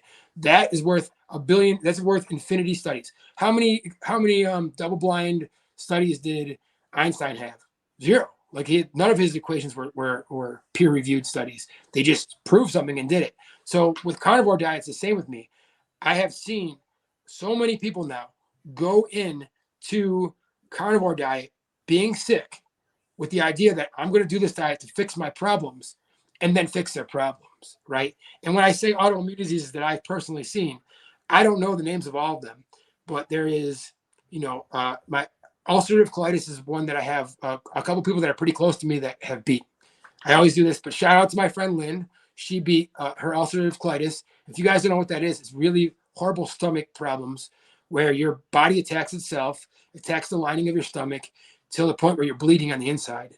And it's really bad. And look, it's got to be just so embarrassing for people like that has that. You see commercials for it on TV all the time. Watch, you'll see tomorrow, you'll turn on your TV and you'll see ulcerative colitis commercials everywhere. It's a big disease. Every single person I know that has done carnivore diet for ulcerative colitis has beat it 100%. She went back to her doctor. Now she's been doing it over a year. All of her blood work came back negative. All of her they did internal scans, is gone. She doesn't have ulcerative colitis anymore. But she also had clinical depression since she was a child, 10 years old, taking medication since she was a little kid. And that is gone too. I like to bring her up because she has had more than one, and one's mental and one is physical. It's just like mine. So a lot of my friends had like psoriasis in their skin, and they beat that. That's a tough one to beat. It takes a little while, but they beat it. Rheumatoid arthritis, another tough one to beat. Graves' disease, Hashimoto's, things with your thyroid. There's all different kinds of diseases that we all have that this is a bold thing for me to say, and this is maybe I'll receive pushback, and I'm okay with that because I only care about results. So push back on me, but I don't think that most autoimmune diseases are diseases. I think they're poisoning. Like that's just like the first day I went to the doctor and he said, "It sounds like you've been poisoned." I think it's a slow poisoning. That's what we're doing. We're slowly poisoning ourselves with seed oils and soy and refined sugars and refined wheats, all those things. If if you decide to clean up your diet, you can stop most of your health problems. And carnivore diet is just the easiest way to do that because red meat is one of the only foods on planet Earth that we can eat just one of and not have to supplement or not have to eat anything else. We can eat just red meat and water and survive, not just survive, but thrive. So that gives our body time to heal. Like the ongoing hypothesis for autoimmune diseases is that when we eat these poisons, we get leaky gut. And I don't understand this that much. I'm not a doctor, right? But somehow proteins leak into our bloodstream from our gut and they attach to different parts of our body. And these proteins aren't supposed to be there. And then our body sees that as an invader and launches a counterattack. If those proteins are attached to our lining of our stomach, you get ulcerative colitis. If they're attached to the myelin sheaths in your brain, you get MS. If they're attached to your skin, you get psoriasis. If they go to your thyroid, you get the myriad of thyroid problems that are associated with autoimmune disease. But that's the ongoing hypothesis that I think fits the most, and it's kind of like a slow poison, like chocolate to a dog. If you give a dog chocolate once, a little bit of chocolate, you give him just a little bit, he's not going to get sick. Give him a little every day. At the end of 2 months, he's half dead, right? And then he'll die from it eventually, even just a tiny little bit because his body can't process it the right way. Our bodies were not made to attack themselves. If you look back 120 years in the medical literature, there was not autoimmune problems. And now in all the charts for all these problems are going like this, straight up. Or if you're at home, I can't tell which way is up. One of these two. So they're just going straight up though. Like it's autoimmune diseases, boom, MS, boom, like mental disorders, anxiety, depression, boom, boom, bipolar disorder, boom. You look at all these things, heart disease, boom, cancers, boom. It's really sad to see all these diseases going up. If the FDA and the CDC were good systems and were results driven and were doing their job based on results, these things should be going down, right? Why are they going up? They're going up, and you know what's going up with them? Profits of big pharma, and their control over humanity. Like those are the things that are going up. And so, hey Josh, it's no money on cure. That's right. There's no money in the cure. There's no money in the cure, but you don't need any money to cure yourself. This is the beautiful thing. Like, here's the thing. Maybe if you're sitting at home right now, maybe like you've had autoimmune disease for a long time and you can't cure yourself. Maybe it's gonna be super hard. Maybe the road there is really hard. Maybe you're not like suffering enough to do a diet that's this disciplined because it requires some serious discipline. Yes. Like your stomach is gonna like change and your stomach's gonna be upset while you're changing. Your body right now, your stomach biome saying, give me sugars, give me wheats, give me like whatever, even seed oils, give me all these poisons. And when you change that, it's not fun. It's not a fun time. And you're going to crave like all these sweets. You're going to crave and it's hard to get through it. But I was suffering to the point where I didn't care. Like my suffering was worse than suffering from the entertainment that food brought me. So I was able to do it. Some people might not be suffering that much or might be like teetering on it and might find reasons to cheat and excuses. There are a couple people that I know that this diet didn't work for, but the one girl, I'm friends with her, she had like 6 autoimmune problems, like all kinds of stuff. Her thyroid was messed up. She had skin problems. She had rheumatoid arthritis, and she started feeling better. But then like one day, like 2 weeks in the diet, she calls me and I'm like, what are you doing right now? And she's like, I'm at Starbucks having a Frappuccino. I'm like, wait, no, you can't do that. Like that's full of seed oils. That is like crushed up seeds and poisons and soy. And those are the cause of most of this disease. Like that is going to set you back. But even despite cheating, she was still feeling better. But then eventually she just quit. And now she goes to the Mayo clinics and all. I wish she would have stuck with it. I really do. I think she was heading in the right direction, feeling better. It's just hard. And I get how hard it is. And I don't do super strict carnivore all the time myself anymore. So I came to the point where like my autoimmune problems, if I would eat the wrong thing, if I would eat eggs that had soy in it, or if I would eat soy at all, like soy lecithin, or if I would eat seed oils which seed oils are in everything, guys.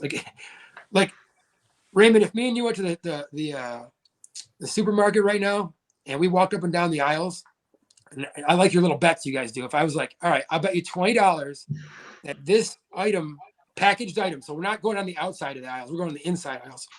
This packaged item has seed oils or soy in it.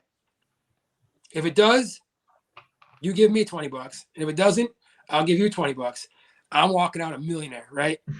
Every single item of our food has sesame seed oil or canola oil or soy lecithin or chemicals that you don't even know how to pronounce. You know what I mean? Right. But then on top of that, there's like there's oils, just seed oils. There's only a very few kind of oils that I think are good. Coconut oil is one. Coconut oil, butter is or lard or any animal oil I think is good. Arguably, extra virgin olive oil could be good, but it's so hard to find pure. They did tests on it, and it's always full of like canola oil. It's cut. They lie about it. It's like garbage. Avocado oil can be like pretty good. It's like the best of the worst, but it also is going to be cut. It's going to be rancid a lot of times, and so for me, I just try to stay with if there's oil in it, I will do coconut oil based things because I take electrolytes. I don't take any supplements. That's one thing. If you're going to do this diet, quit all your supplements because 95% of supplements have seed oils or plant poisons in them. Plants are poison. Right? If we went in my backyard right now and just started eating plants, we'd be dead by tomorrow. We would not make it. We would die. But we could go on planet Earth and eat every animal that exists, and except for two, like poison dart frogs and the liver of a puffer fish or something like that, some organ of a puffer fish. But other than those two things, we can eat spiders if we want to, which is disgusting. But people do, Yeah. But red meat is the safest because animals that have four stomachs, they're called ruminants. They have four stomachs. Those stomachs detoxify the food, so they can eat plants that have toxins in them, and by the time it's turned into their meat, it's detoxified a lot, or their milk. Both is detoxified. So it's like a filter, kind of. It's like a filter, right? But if I eat chicken or pork that has been fed soy or sea oils and stuff, I will feel effects sometimes, right? Oh, okay. And so, anyways, because of the fact that my symptoms, if I do start to have symptoms, are just they last about a day or two.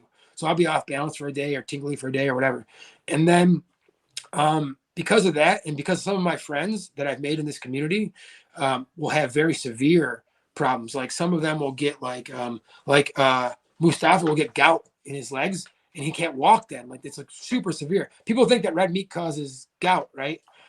When he started the diet, I know he had a flare up of gout. You're going to have a flare up or two, but he hasn't had when he's strict on his diet, gone. And he lost so much weight that people didn't recognize him. You'd see people. He looks like his son.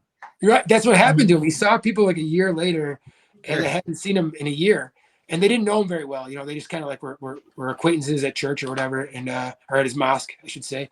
And they would be like, hey, where's your brother? The guy was here last year, the big guy. He's like, no, that's me. I'm the big guy. He looks so much younger weight. too. Yeah. His beard's cleaned off. He looks younger. Yeah. It's amazing. I definitely want to try this diet out. You want to try it out? I want to try this out. I want to so steaks be the best meat to eat? Yeah, so look at people try to knock it because of a budget, right? It can be expensive. I just bought a bunch of steaks from Sloan Meat Market here. They were $5 a steak. I'll eat one a day and some ground beef. And then today I ate one steak. And that's it. I ate butter. One steak and butter today. That's it. And I feel satiated right now. I could go to sleep and not have to eat right now. Dude, that's the one thing is I feel really satiated from it's so nutritious. Go look at the nutritious content of red meat. It's insanely good for you. And if you look at fat and cholesterol as good for you instead of bad for you, which I believe it absolutely is, cholesterol you need for every single function of body, especially sexual function. And human testosterone levels have been like this ever since we introduced soy into our diets and got red meat out of our diets. Testosterone levels are down very, very bad. And I can tell you right now that my testosterone, I didn't test it, but my feeling of, I don't know what it, you know what, you know, when you're feeling like you have testosterone when you're a kid, you can just go back to being like 21 or 18. Like, I didn't have that feeling when I was 35, and now I have it again when I'm 45, where I'm like, whoa, it's like weird. And I think it's just from removing soy and seed oils and toxins from my diet, but also getting enough cholesterol. And like cholesterol, all your brain function rests on cholesterol. So all like, I'm sure you heard cholesterol is bad for you, right? This all is based on one study. Started with one study by a guy named Ansel Keys, and Ansel Keys worked for Kellogg. And guess what Kellogg made? Grains and bran and just crap like that. And he wanted to sterilize the population. That was like his idea. And so this is all based on one study. And basically, the study was an observational study, which is a week study where it looked at heart attacks that people had, right? So maybe like 100 people died from heart. I don't know the study that well, but they looked at like heart attacks that people had, and they went to the source of the heart attack. So let's say that the heart attack was acutely right here, and they found cholesterol there. And then they concluded that, oh, this cholesterol caused this heart attack. Well, guess what? If you break your finger, your body sends cholesterol there because it's a pre-hormone to fix everything. If you have a brain injury, your body sends cholesterol there. Your body needs cholesterol everywhere in your body, right? To do all functions. All functions are built on cholesterol. And so that is like a really weak study. And then the American Heart Disease was formed off of that and funded suspiciously by other offshoots of like industry that profits off this. So it's really just a corrupt system, and we're basing it all on that. But here's the thing. All you guys can prove it. Like carnivore diet, I hope you don't believe me. Don't believe me. Go do carnivore diet and see how you feel. It's hard to do, right? It's not easy to do, but do it for 6 weeks, especially if you have autoimmune problems, especially if you have mental disorder like issues, right? You have problems with depression or anxiety, like those ones, man, like or bipolar. If you go on the forums and search for those, you're going to see testimonials for days. Just like I don't know anybody that it really hasn't worked for. If you go for autoimmune, same thing, but autoimmune is trickier because sometimes it takes a little longer. Sometimes you have to be like adjust your diet. Some people need to like add. So like if you have certain thyroid things, you might need to add iodine or like add, there's just like little tricks to it, right? But you're going to find answers. Just go and do it. Like do something, even if it's wrong, if you're suffering, right? And do it like you don't believe me. Like I don't want you to believe me. Like Nullius and Verba, don't take my word for it. Like just go do it and see if it works for you, see how you feel. But like I said, like I was able to add more stuff in my diet because I looked at myself as part of this community. And if somebody with psoriasis would eat the wrong thing, they would have a breakout of their skin. They look, embarrassed for 6 months and then have to wait for that to go away and like fight it off again, right? But for me, I would only be off balance for a day or two. So I started testing foods. I was like, I'm going to start testing foods, reporting back to the group how I feel after those tests. And then everyone, because nobody wants to eat just meat forever, right? It's like really hard to do that. So pretty much all fruits are safe if you get like organic fruits. There are a couple like question marks around fruits that are stone fruits. So like peaches and cherries, things like that. They have the stone plums that have like the stones inside of them. Coconut's a stone fruit, but coconut is like the safest fruit that I know of. And I really test it. So what I'll do is any food I would test, I would eat like a couple of, and then wait a day.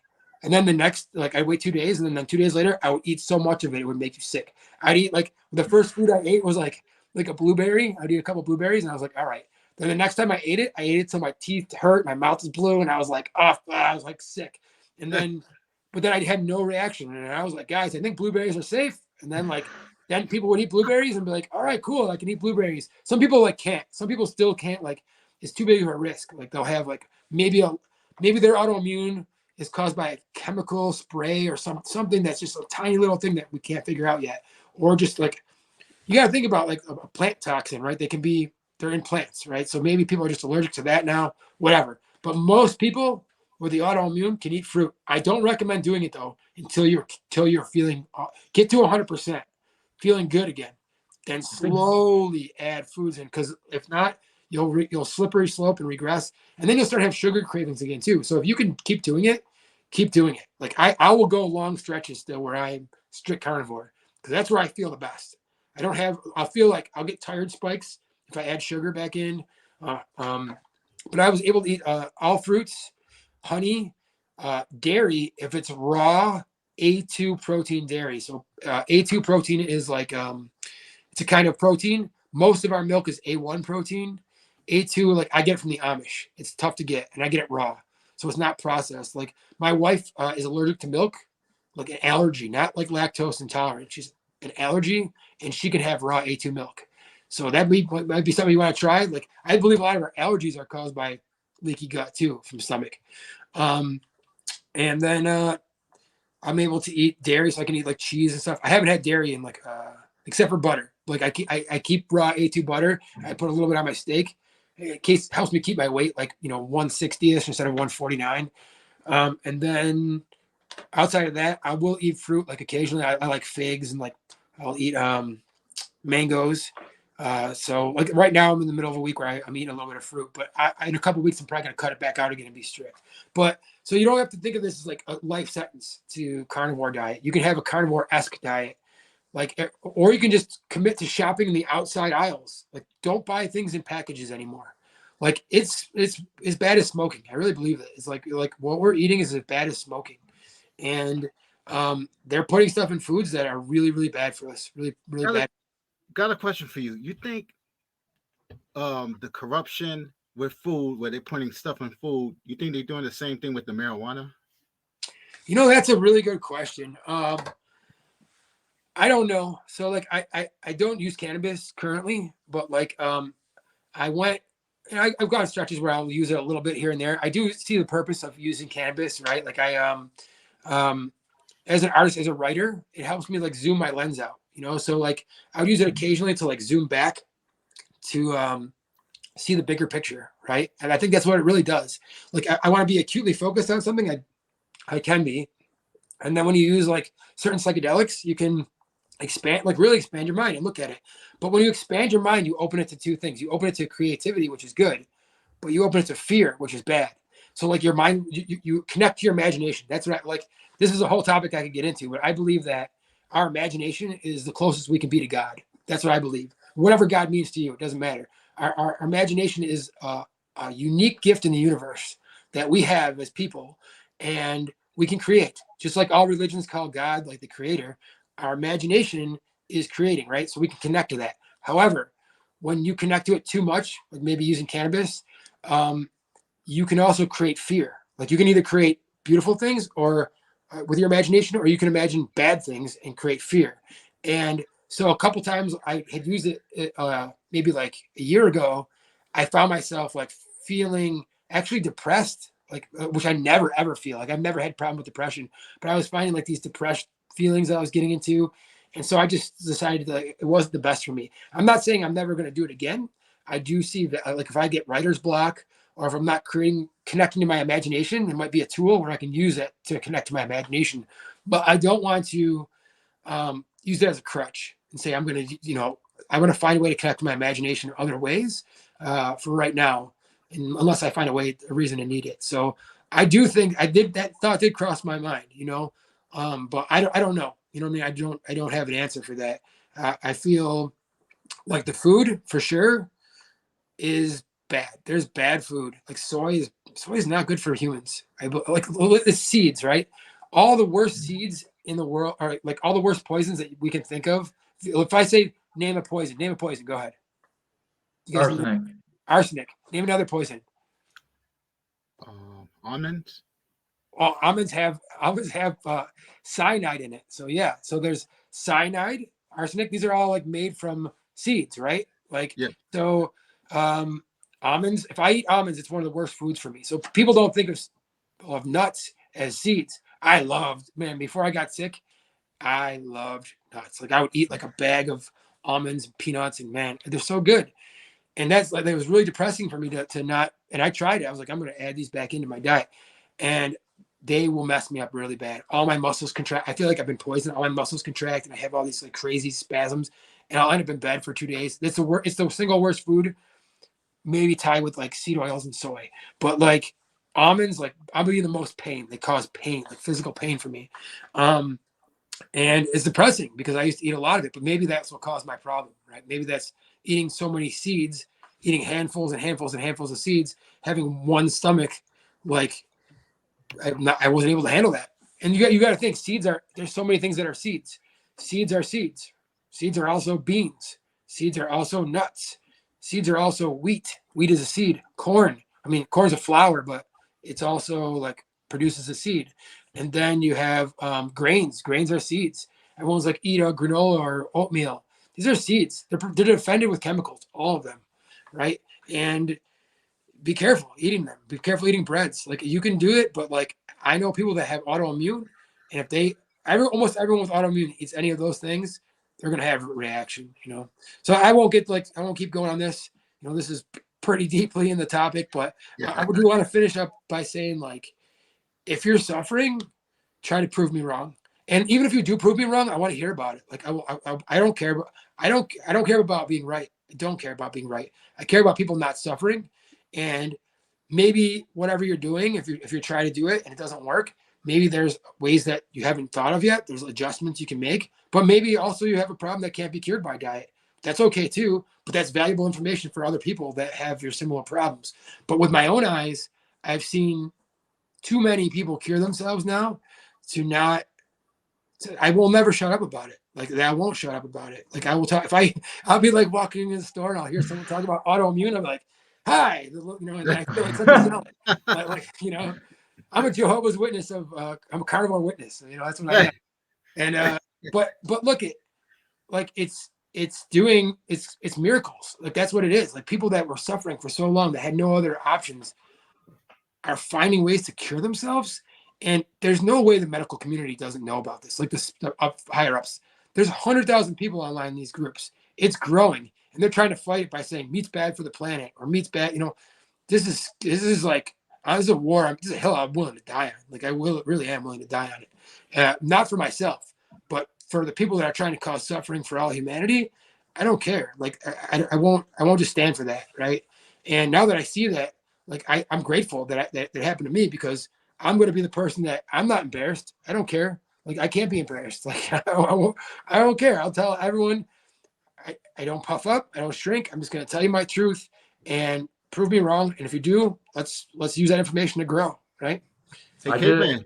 I did it our friend Mark Coleman is doing the diet. Yeah, I know. Mark Coleman's doing it for sure. He cleaned up. He stopped drinking. Yeah. He's doing a carnivore diet. He stopped drinking. Yeah. Yep. That's good. I'm glad to hear that. I have some friends that had trained with him in the past and stuff, so that's good to hear. And like, but you gotta quit drinking, because that's wheat, or like you don't know. So, like some people do carnivore diet and start drinking again, but they're really like careful with it. Like they end up starting with like pure. I know that Tito's vodka seems to be pretty safe for some people. So if what's holding you back from doing carnivore diet is the fact that you can't stop drinking, like I'm not here to judge you. Maybe try like carnivore diet, or I'm sorry, Tito's. Try Tito's, like or something like more not wheat related. Try something that's going to be less ingredients. I will not eat I won't try anything. Like I'm just done. Like I told you, I was a guinea pig for the carnivore community for like because like it's not a big risk for me, but I will never try anything in a package that has more than one ingredient that I don't know what they are. And there's just no sense in it. I'll get dried fruit in a package, so I won't say I don't eat things in a package. And my butter comes in it comes from the Amish, but it comes in a little package, but it's just butter. You know what I mean? And I have tried ice cream actually, which makes me so happy. Like, let me tell you this. When you go 1.5 years and you only eat meat, the first time you put a blueberry in your mouth, it's like the best feeling you've ever had. You're just like, how did I not appreciate fruit so much more than I used to? Like I used to just eat garbage and just like blah, blah, blah. No, now I just eat fruit. And I like every time I put it in my mouth, I'm like, I'm so grateful that I can eat this. I'm so happy that I can eat fruit safely. And it's so delicious, right? But you go that long without eating ice cream, which I went like a year and a half without, or no, almost 2 years without eating ice cream. I did eat ice cream that was made with raw A2 milk, and then pasture raised eggs that were not fed soy, honey, vanilla bean extract. That's it. And it was the best thing ever. I sat down with a pint like this and I was like, I told you I like to taste one thing and then wait a day. Yeah. No, this is like, I'm like, I'm going to die. I was like, and then I was like, then I couldn't order it though. Again, I was like, I just don't order it. Cause if I do, it's like, I like being disciplined and honest with myself and honest with everyone else. So, I will eat it again, but it's going to be like, every 6 months when I treat myself for something that I'm proud of, I'm like, all right, time to order some vanilla ice cream, from the Amish. If So, you are going to do this diet, definitely take some time to meal prep because it's very difficult to get meals on the run because you can't really go anywhere. You need to actually prep it. I did it for 6 weeks, and the days I didn't meal prep were like awful because I'm like, man, I can't eat anything anywhere. Like it's so hard to find something you can eat. So make Now, sure that you have stuff ready to eat for yourself. when did you do it for 6 weeks? I did it for 6 weeks. Right after Mustafa did it, he told me to do it. I did it like really hardcore for 6 weeks, and now I do mostly carnivore, but I add fruit and I have a little bit of rice and some other stuff. You might call that the caveman diet, right? Yeah, the caveman diet. Nice. But So it's that's awesome. it. And how did you feel? Do you feel better now? Like, did you cut all I those? felt the best doing straight carnivore, but I had such a hard time not having like something to eat. So Yeah. now, like in the mornings when I'm rushed, I didn't prep. I just grab some fruit and I have like a apple or banana or something in the morning. Then I'll have some eggs when I get home, and Yeah. then I'll go to the gym and then I'll have steak when I get home or ground beef. Or I like to make ground beef and just take it with me and just eat the ground beef. And like it's so filling. You Yeah. guys will not be hungry. It doesn't have to be expensive, but you do have to meal prep. Yeah. Meal prep. Like eggs are really good. You can take hard boiled eggs with you. I don't eat eggs because I'm terrified of them because I have a really bad reaction if they've been fed soy. I was eating pasture raised soy free eggs on occasion and not having a problem, but then I got one egg one day and it like just messed me up and it ruined my whole day. So I'm just really careful with that. But that's an easy prep. Another prep, like I travel quite a bit, and what I'll do is I'll buy this is awesome. I buy a whole brisket, like a brisket, and Sloan's Meat Market in Buffalo will slice it thin for you, and I have them pre-slice it. A lot of places won't slice it when it's they'll only slice it if it's cooked.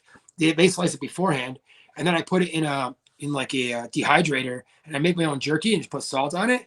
And it's so like I'll go on a whole trip with like a brisket and a half, and it'll last 5 days. And maybe like you can get burgers like so many places. Like just go up somewhere and be like, just give me two beef patties. Like I go birding a lot in the southern tier looking for wildlife, and there's like a place on a Indian reservation down there that will just make me two burgers for like $5. And so I know it's a long day and I'm going to be hungry, and I'll just like stop there and get my two burgers. And then the last thing I'll say is like, yes, coffee are beans and beans are a seed, but most people can tolerate coffee. If you're really sick, quit it. I quit it for over a year, but now I do it occasionally. hey Josh, did you ever try mushroom coffee? I never tried it. No, I never did. Have you? Yeah. You like it? I like it. Has it got caffeine in it? It wakes you up? Yeah. I gotta look at the ingredients to see if it got any of that stuff you were talking about. Seed oils and soy? Yeah, I gotta check it out. Yeah, so seed oils, like if I could say again, like seed oils and soy should be the enemy of everyone. It should be the equivalent of like if your kids are eating seed oils and soy, which they are. Like every kid, like it's so hard for kids too. I feel bad. And there's other weird things that carnivore diet is showing really promising. I have a nephew and he has autism, right? Like I don't like push this on my family or anything like that, but online they're showing very good results with it seems like autism and carnivore diet, which is everyone knows in the autism community there's a gut brain connection. Like that, this is like widely known. Almost all the kids have problems with both, right? So it's very interesting to see that connection. And there's also a connection to stem cells. It kind of like the same thing that carnivore diet does to you. It like reduces inflammation and helps with your cell reproduction and things like that. The same thing happens when you get stem cell therapy with mesenchymal stem cells. They kind of like mirror each other and what benefits you have from them. And maybe if you do them together, if you're really sick, maybe consider like looking into both and doing both together. But yeah, but that's all I gotta say about that. If you're suffering, like, and you're watching this, and you want to talk about it, like just call me. Or like my phone number is on the jiu-jitsu website. Like that's my actual phone number for Buffalo United Martial Arts. Text me, call me, I'll talk to you. Like I don't want to see anyone suffering, and or just reach out to me on social media or Substack or whatever you want, and I'll definitely do my best to at least get you in the right area. And if you tell me, hey, this is my problems, I could probably introduce you to someone that has gone through the same situation that you have. But like maybe even locally where you can go shake their hand and talk to them, or maybe one of my friends you can FaceTime with like this, or maybe it's just someone like you'll be able to at least on the internet find other people like on your journey if I give you the right avenues to go look. Definitely do it. That's the best I've ever felt. I wish I was disciplined enough to eat strict carnivore all the time. I feel really good the way I am now. Like my inflammation's down. I train every day. Yeah. I don't have any serious problems. But I got poked in the eye and then I got pink eye real bad and it was viral. So like every now and then if I eat bad, like I have a hard time seeing, my eye clouds up and it's just my body fighting itself. And when I ate strict carnivore by the end of the fifth week, I could see like clearly the same out of both eyes. And Wow. it's not the same because like even adding fruit changes it, but not enough where it makes me not eat like that. It's so hard to, for me, it's very difficult to eat so strict carnivore. Just my time management is not as good as yours, obviously. No, but like when it's not easy for me either, but it's like when you're suffering, it's like I'm not going back to that, right? So it's like it's a little easier. It sounds like cruel, but like when I had my one friend kind of quit carnivore diet, I was like, you're just maybe not suffering enough, right? If that makes sense. Yeah, Because like if you're for sure. suffering enough, you look at it as an alternative. Like this is my two choices, and it requires discipline, right? Like discipline, motivation only lasts so long. Discipline is something that's like it's hard, a lot harder to do. And like even me, I don't do strict carnivore all the time anymore. I get it. It's like I want to enjoy life. I don't want to be like craving things all the time. And I think the human diet is supposed to be a little bit flexible metabolically, but start baseline at carnivore and then add a couple of things and then keep like playing with your diet and just shop the outside of the aisles. Like stop buying packaged foods. Stop buying like creamers for coffee. All of them are disgusting. They're all full of poisons. There's so much stuff. There's no reason for there to be these poisons. And like a lot of countries in the world, Italy and England and France, they don't allow these things in their food. We put them on everything. And seed oils used to be a lubricant for manufacturing, and now we put it on our food. It's wrong. It's just wrong. Like there doesn't need to be sunflower seed oil or canola oil or safflower oil or peanut oil on raisins. I just want dried raisins. I don't want your like. So when you're buying, if you're buying dried fruit, don't just buy dried fruit. Look at the label. It should have one ingredient. It should say dried raisins. That's it. If it says dried raisins, sunflower seed oil, or some weird chemical added for whatever, don't buy it. You can find and like I got like a dehydrator. You can make your own fruit. You can do all that yourself. You're right. It requires discipline and meal prep, but it's better than getting sick. That's awesome. I got one last thing. You have so many things going on. How do you manage time management? Like you're so good at it. You have time to go like take pictures of birds. Like Yeah. I'm so fascinated by you. Well, it helps that I don't have children. So like I know you have children, right? Ray, do you have kids? Yes. Yeah. So you guys are family men, and if I did, man, I'd be dedicated to that. Like I have students in jiu-jitsu, I'm dedicated to teaching that. But in a lot of the things that anything that I can run, like I told you, decentralize your leadership, and it frees up your time. Like I'm not a micromanager at all. I'm the opposite. Like whatever the opposite of a micromanager is, that's what I am. Like I want to, I want to talk about problem solving and let people connect to their own imaginations and have their own input in their systems. And like I'll end with like one real quick story, like super quick story. So just an example, like so when I work at Pearl Street Grill and Brewery. So if you guys are from Buffalo, maybe you've heard of Pearl Street Grill and Brewery. I was thrown into management when I was really young there because they trusted me. They're like, all right. The old management was stealing and doing stuff. And it was almost bankrupt. The company was like had nothing going on, and they're like, we trust you. You're a manager. And I was like, well, I don't know how to manage. So at my first manager meeting, I passed out questionnaires, and then the ideas that came from that really worked well. And I started like going like I'm gonna do this more often. There's a book called the Starfish and the Spider, The Unstoppable Power of Leaderless Organizations. So I read that and I was like, how can I apply that to my life? And then I just started applying it to like my, any little system that I was in charge of or big system. And I started listening. So one really cool example was the host stand. When you walk in the restaurant, when you used to come in and you ask for a table, we were on a wait, we'd write down your name and then we'd give you a pager. And then like when your table was ready, we'd hit a beep and it would be, you used to go to Red Lobster, you get a lobster claw pager, right? And then like when your dinner was ready, that would beep and you'd go back up and be like, all right. So we had those, but they weren't lobster claws. They were just little pagers. And we kept losing them all the time. And so at one of my meetings, I was like, how can we make this problem so we don't lose these pagers? We spent like thousands of dollars last year replacing pagers. And one of the girl hosts was like, well, why don't we use a cell phone and just text people, right, when their table's ready? And I was like, that's a really good idea. So like, this is how long ago it was. We used like a flip phone at the host stand. And when people come in, we'd write their number down and we'd text them the letter R when their table was ready, be like beep, boop, boop. And then some dude came in just randomly from like New York City and was like, we could turn this into an app and like make this be an app. And I was like, that's a cool idea. So we built an app for like, it was the iPad 2, like the second version. That's how long ago this was, right? Now there's like, this is an iPhone's 15 or whatever. I don't even know what they're on. But like we built on the iPad 2, and then we were the ground floor for that. But we worked on results. We talked back and forth, just like developing a jiu-jitsu position. We're like, all right, let's change this on here and change that. We've made a really nice app that came backwards, just like by asking, like, how do you do this?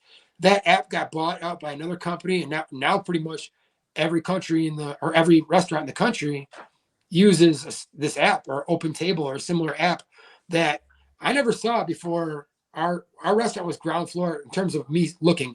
And I looked, like when I travel, I go to restaurants. That's what I do. I go to restaurants, kind of see what they're doing, try to steal ideas. And I never saw anyone doing that. The idea just came from listening to a problem that we had and a solution that came from decentralized leadership, and then implementing, and then believing in the people. And then I'd take votes too. I'd ask people like, this is a good idea. And everyone would be like, yes. So we'd vote on the idea, and then I'd fight for the idea. Like I didn't have say in like everything, like the money, like situation. Like I couldn't take our money and just throw it randomly at stuff. I'd had to fight for it. Be like, hey, but there are so many ideas at Pearl Street came from this way. Putting the patios on Pearl Street and like building banquet rooms, and like there's just so many good ideas that came from listening, that working with ownership and decentralized leadership and pulling back and forth, we came up with really cool ideas. So if you're in a position of leadership, decentralize yourself. I love it. Thank you very much. That's Josh Ross Ketry. Had him on the show. He's like someone I want to model myself after. Right now we got the submission circuit sign up, like just flowing through. It's in the comments. So if you click on the link, it'll take you right to the sign up. So make sure you sign up. You got till Tuesday. I got a couple more people from my gym signing up. I was going to sign up right after we get off of here. So thank you so much for your time. Dan King says thank you. Like, it was an awesome podcast, Josh. Thanks for coming on. Guys, thanks so much for having me. Both of you guys, like, keep doing like what you guys are doing, man. Like talking. This is how we think. This is a system that can't be controlled. Conversations between people, podcasts, like just spreading, talking to people, and keep doing what you're doing with K4, guys. You're doing an awesome job. The brands putting Buffalo on the map for MMA. Like there's people like right now, everybody wants to fight on K4. They know it's just a sweet event, and you guys are like the voices of it. So like keep rocking, and guys, thanks so much for having me. Really appreciate it. No, we appreciate you. Thank you so much, Josh. Thank you. That's Josh Ross Ketry. He's out. See ya. That was a good one, Ray. Oh yeah. You gonna diet and get healthy? Oh yeah, I'm gonna try it out. Mark Coleman sent me a message on Facebook. Yeah. You're like, how you guys doing? I'm like, we good. But dude, just send him this. He'll probably be all about. He's doing a diet. He's really doing a carnivore diet. And... Oh yeah, he really is. So I definitely want to try it out, Caveman. I got some steaks. It's tough. It's so like the eating part isn't tough. Just the meal prep is tough. Like it takes a lot of planning to do it strict. The way I'm doing it now, it's not so bad. I just make ground beef and I have fruit, and when I'm feeling yummy, I get steak. I've been fasting though. I do like 16-hour fasting, and a few weeks ago I was like 260. Now I'm like 230, 34 now. Nice. Very nice. I lost a few pounds there. All right. Do we have Joe Taylor for next week yet? I think so. Yeah, we do. Hopefully next week, guys, we're gonna have Joe Taylor on to talk about his fights the weekend after that. So we got a lot of stuff going on. I forgot to ask Josh about Grappling Industries. I'll have to ask him when I see him. Huh? No, they always do their tournament 1 week after Josh's. And okay. I wanted to ask him about that, and I totally slipped my mind. Wait, they come to Buffalo? Yeah, they come to Buffalo. Oh, so wow. This week is the submission circuit one, Josh Ketry's, and that's the one like I try and get all my guys to do. And then the week after that is the Graphic Industries one, and they're always the week after. I don't know why. They're like okay guys. I mean, we did Sean. We hung out with Sean when he was in, and we talked about him on the podcast about Yeah. Graphic Industries. There's nothing like. It's great to have more jujitsu in the area. It's just But I don't think Josh work with them no more. no. I mean, Sean. My Sean, bad. no, he don't work with them no more either. He had a falling out too. I don't know. So that's where we're at. We'll be back next week. Well, hopefully we'll have Joe Taylor to talk about the fights. Butch is listening. Butch Chadwick. We talked about him a little bit. Yeah. We told his story. Like it was awesome that he got to compete in the tournament, and then like he got to fight. And there's a picture of him fighting right now. And Yeah. like it's probably not good that he got to fight because he killed his poor opponent. But like it is what it is. I'm just kidding, guys. All right, that's it. Caveman's Corner. We're out. We out of here.